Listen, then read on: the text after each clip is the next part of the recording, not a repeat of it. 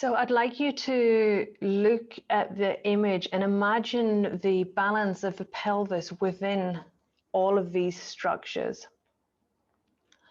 So we've got this pelvic diaphragm that gets balanced amongst all of these structures. So the obliques, the rectus, the obliques, transverse abdominis, all of these helping to position the pelvis. We've got the adductors from below.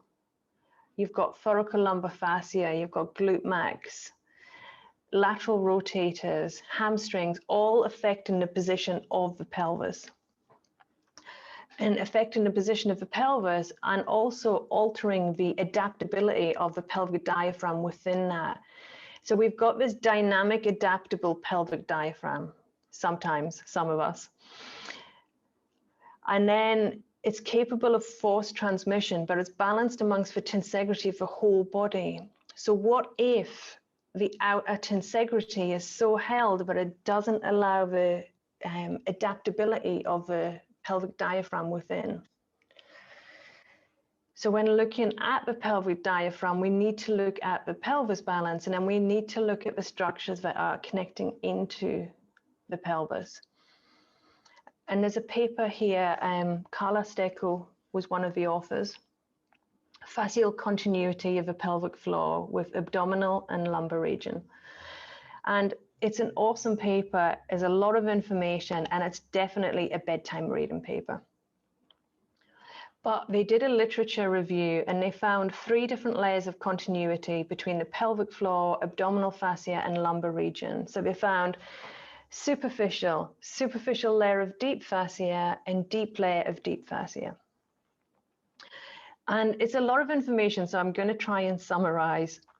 So you have the abdominal fascia, you have Scarpa's fascia leading in, so abdominal fascia, Scarpa's fascia, leading into the superficial fascia of the perineal.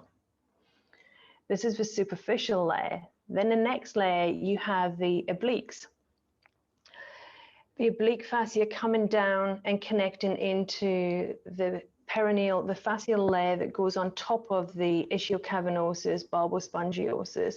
So we've got this fascial layer that comes from the obliques, goes over that superficial perineal layer that we spoke about, coming into the external anal sphincter, coming into the anococcygeal ligament, coming into glute max, into thoracolumbar fascia.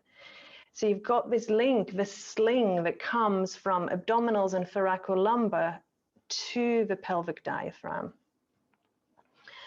And then they found a deeper layer that connects into the fascia on the muscular pelvic diaphragm and within the cavity.